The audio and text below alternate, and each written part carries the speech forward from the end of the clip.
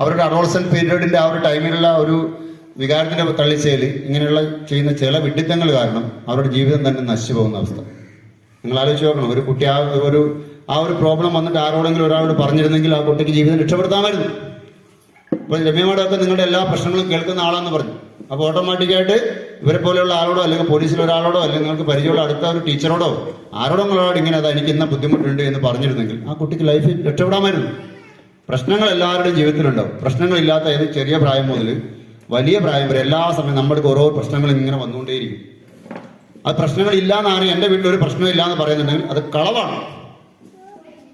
CA ഞാൻ തന്നെ എല്ലാവരുടെയും പ്രശ്നം തീർക്കുന്ന ആളാണ്. പക്ഷെ എൻ്റെ വീട്ടിൽ എനിക്ക് പ്രശ്നങ്ങളുണ്ട്. അതില്ലാത്ത ആളുണ്ടാവില്ല. പ്രശ്നങ്ങൾ ഉണ്ടാകുന്നത് അത് കൈകാര്യം ചെയ്യുക എന്നുള്ളതാണ് നമ്മുടെ കഴിവ്. പ്രശ്നങ്ങളില്ലാത്ത ആൾക്കാരുണ്ടാവില്ല. അതെങ്ങനെ കൈകാര്യം ചെയ്യാം എന്നുള്ളതാണ് നമ്മുടെ കഴിവ് പോലെ ഇരിക്കും നമ്മുടെ ജീവിതത്തിന്റെ വിജയവും പരാജയവും. നല്ലതായിട്ട് അത് തീർക്കാനുള്ള കഴിവുള്ള ആളാണ്. അത് വിജയിപ്പിച്ച് കൊണ്ടുപോകാൻ വേണ്ടി പറ്റും. അതുപോലെ തന്നെ കുട്ടികളുടെ മേളിൽ ഇന്ന് നമ്മൾക്ക് സ്വാധീനം കുറഞ്ഞു പോയി. കാരണം 2 കുട്ടികളാണുള്ളത്. പണ്ടത്തെ കാലത്തൊക്കെ എൻ്റെ വീട്ടിലൊക്കെ ഞാൻ എൻ്റെ ഈ പ്രോപ്പർ ചാനൽ എന്ന് പറയും. അതായത് എൻ്റെ കാര്യങ്ങളൊക്കെ ഞാൻ അമ്മയോട് പറയും. അമ്മ പോയിട്ട് അച്ഛനോട് പറയും. അച്ഛൻ ഞാൻ ഇപ്പോൾ ഒരു ടൂറിന് പറഞ്ഞാൽ എനിക്കൊരു 50 രൂപ വേണമെന്ന് പറയണമെങ്കിൽ അമ്മയോട് അമ്മ എന്നോട് എനിക്ക് ടൂറിന് പോകണം അച്ഛനോടൊന്ന് പറയണം. അങ്ങനെ പറഞ്ഞിട്ടാണ് അച്ഛൻ്റെ സമ്മതം വാങ്ങിച്ച് അമ്മയോട് അച്ഛൻ പറയാം പൊക്കോട്ടെ എന്ന് പറയും. എന്നിട്ട് അമ്മ എന്നിട്ട് എന്നോട് വന്ന് പറയും. ഇതൊരു വീട്ടിൽ നടക്കുന്ന സംഭവമാണ്. ഇവിടെ അച്ഛനും ഞാനൊക്കെ ഇവിടെ അടുത്തടുത്തിരുന്നാണ് കഴിക്കുന്നതെങ്കിൽ പോലും അച്ഛനോട് നേരിട്ട് പറയാൻ നമുക്കൊരു പേടിയായിരുന്നു ആ കാലത്ത്. ഇന്നത്തെ കാലത്ത് എൻ്റെ മക്കൾ 2 എൻ്റെ തലേ കയറി. മനസ്സിലായില്ലേ? അവർക്ക് അങ്ങനത്തെ പേടിയേ ഇല്ല. അവരെ അമ്മയെക്കാളും കൂടുതൽ എന്നെ, കാരണം അമ്മയെപ്പോൾ എല്ലായ്പ്പോഴും കിട്ടും, എന്നെ വല്ലപ്പോഴും കിട്ടുന്നുള്ളതുകൊണ്ട് തന്നെ അവർ ആ കൂടുതൽ സ്നേഹം എന്നോടാണ് കാണിക്കുന്നതെന്നാണ് ഞാൻ വിചാരിക്കുന്നത്. 2 പേരുടെ സ്നേഹം ഉണ്ടായിരിക്കാം, എന്നാലും എന്നോട് കൂടുതൽ സ്നേഹം കാണിക്കാറുണ്ട്. ഇപ്പം കുട്ടികളായതുകൊണ്ടായിരിക്കും മേ ബി. അപ്പം അത് ഓട്ടോമാറ്റിക്കായിട്ട് നമ്മൾ അവരോടുള്ള ആ ഒരു ബന്ധങ്ങൾ കൂടുതൽ കാരണം നമുക്ക് ഈ കുട്ടികളോടൊന്നും പറയാൻ പറ്റുന്നില്ല. എന്തെങ്കിലും ഒന്ന് പറഞ്ഞു കഴിഞ്ഞാൽ തന്നെ ഈ കുട്ടികൾ ചാടിപ്പോയി ആത്മഹത്യ ചെയ്യുന്ന അവസ്ഥ. മൊബൈൽ ഫോൺ മേടിച്ചു കൊടുത്തില്ല, കുട്ടി തൂങ്ങി മരിച്ചു. മൊബൈൽ ഫോൺ മേടിച്ചു വെച്ചു, തൂങ്ങി മരിച്ചു. ടൂറിന് വിട്ടില്ല, തൂങ്ങി മരിച്ചു. അല്ലെങ്കിൽ അങ്ങനെയാക്കി ഇങ്ങനെയാക്കി. എല്ലാത്തിനും മരണമാണ് ഇവർക്കുള്ള പരിഹാരമായിട്ട് കണ്ടിരിക്കുന്നത്.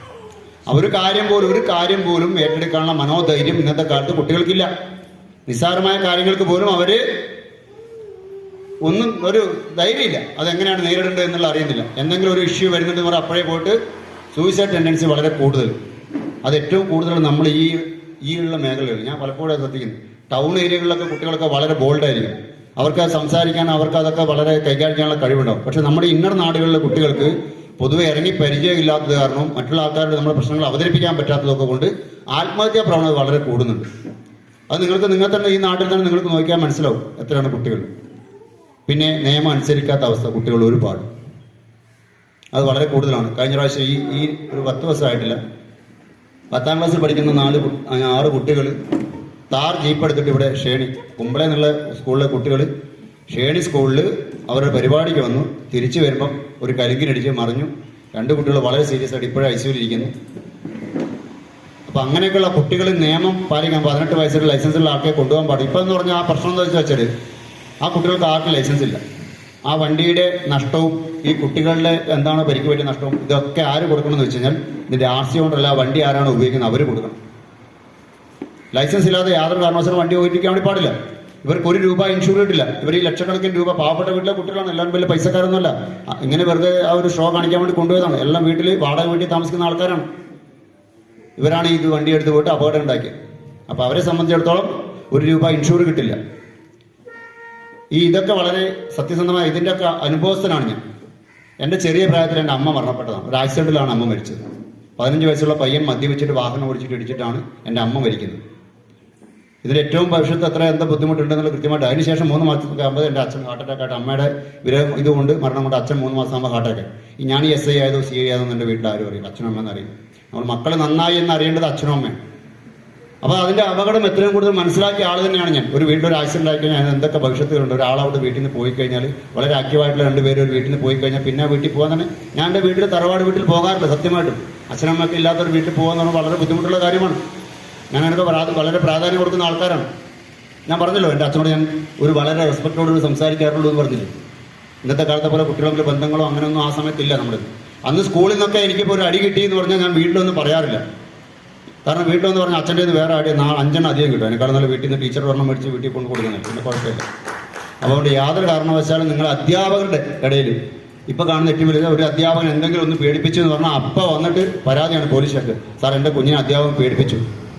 ഈ അധ്യാപകൻ പേടിപ്പിച്ച കുട്ടിക്ക് മനസ്സിലായി ഞാനൊന്ന് തെറ്റ് ചെയ്ത് കഴിഞ്ഞാൽ അച്ഛൻ വന്നിട്ട് അധ്യാപകനോട് ചോദിക്കും, അതുകൊണ്ട് അധ്യാപകനൊന്നും പറയാൻ പറ്റില്ല. അല്ലെങ്കിൽ പോലീസ് സ്റ്റേഷനിലേക്ക് ഒന്ന് വിളിപ്പിച്ചാൽ പോലീസ് എന്തെങ്കിലും ഒന്ന് പേടിപ്പിക്കുക, ഒരു അടി കൊടുക്കുക ചെയ്താൽ അപ്പോൾ അവർക്ക് SI-ക്കെതിരെ അല്ലെങ്കിൽ CI-ക്കെതിരെ കേസ് കൊടുക്കും, SP ഓഫീസിൽ പോയി പരാതി കൊടുക്കും. ഇങ്ങനെ നിങ്ങൾ ഒരേ കുട്ടിയെ നമുക്ക് എന്തെങ്കിലുമൊക്കെ ഒരു പേടി വേണം മനുഷ്യൻ, മനസ്സിലായില്ലേ? നമ്മൾക്ക് എന്തെങ്കിലുമൊക്കെ ഒരു പേടി വേണം. ഞാൻ എൻ്റെ മുമ്പിൽ എൻ്റെ സ്റ്റേഷനിൽ ഒരു CCTV ഉണ്ട്, എന്നെ നോക്കിയിരിക്കുകയാണ് സാധനം. എൻ്റെ അപ്പുറം ഇപ്പോൾ CCTV ആണ്, 12 എണ്ണമാണ് സ്റ്റേഷനിൽ. എല്ലാ സ്ഥലത്തും ഈ സാധനം സൗണ്ട് റെക്കോർഡിംഗ് ക്യാമറയാണുള്ളത്. ഞാൻ നിങ്ങളോട് എന്ത് സംസാരിക്കുന്നു, നിങ്ങൾ എന്നോട് എന്ത് സംസാരിക്കുന്നു എന്നുള്ളത് കൃത്യമായിട്ട് അതിനകത്ത് റെക്കോർഡാണ്. അപ്പോൾ ഈ സാധനം ഉള്ളതുകൊണ്ട് എനിക്ക് വളരെ മാന്യമായിട്ട് ഞാൻ പെരുമാറുള്ളൂ, മനസ്സിലായില്ലേ? അതുള്ളതുകൊണ്ട് അതുപോലെ തന്നെ നമുക്കൊരു ഒരു എല്ലാവർക്കും ഒരു വിശ്വാസം വേണം. ഇത് ഞാനൊരു തെറ്റ് ചെയ്ത് കഴിഞ്ഞാൽ എവിടെ നിന്നൊക്കെ എന്നെ കാണാൻ ഒരാളുണ്ട്, ഒരു ഈശ്വരനുണ്ടല്ലോ, ഒരു ദൈവം ഉണ്ടെന്നൊക്കെ വിശ്വസിക്കുന്നത് തെറ്റില്ല. അങ്ങനെ വിചാരിക്കുന്ന ആളാണ് ഞാൻ. കാരണം നമ്മൾക്ക് തെറ്റ് ചെയ്ത് കഴിഞ്ഞാൽ നമ്മളൊരാൾ വാച്ച് ചെയ്യുന്നുണ്ട്, അയാൾ അതിനൊരു ശിക്ഷ നമുക്ക് തരും. എന്നെ സംബന്ധിച്ചുള്ള എൻ്റെ CCTV എൻ്റെ ദൈവമാണ്. കാരണം വെച്ചാൽ അത് എന്നെ എന്തെങ്കിലും നോക്കി കഴിഞ്ഞിട്ട് എൻ്റെ ഭാഗത്തുള്ള തെറ്റും നിങ്ങളുടെ ഭാഗത്ത് എന്നോട് മോശമായി സംസാരിച്ച് രണ്ടും അതിനകത്ത് റെക്കോർഡ് ചെയ്യപ്പെടും. ഓട്ടോമാറ്റിക് അങ്ങനെ ഒരു പേടി എൻ്റെ ഉള്ളിലുണ്ട്. അപ്പോൾ അതുകൊണ്ട് ഞാൻ വളരെ മാന്യമായിട്ട് പെരുമാറുള്ളൂ. അതുപോലെ തന്നെയാണ് നമുക്കൊരു വിശ്വാസമുണ്ടെങ്കിൽ, നമുക്ക് ഇത് തെറ്റ് ചെയ്താൽ അവർ ശിക്ഷിക്കപ്പെടും എന്നുള്ളൊരു വിശ്വാസം നമ്മൾക്കുണ്ടെങ്കിൽ ഉറപ്പായിട്ടും നമ്മൾ തെറ്റുകൾ ചെയ്യുന്നത് കുറയും. അത് നിങ്ങൾക്ക് തന്നെ നിങ്ങളുടെ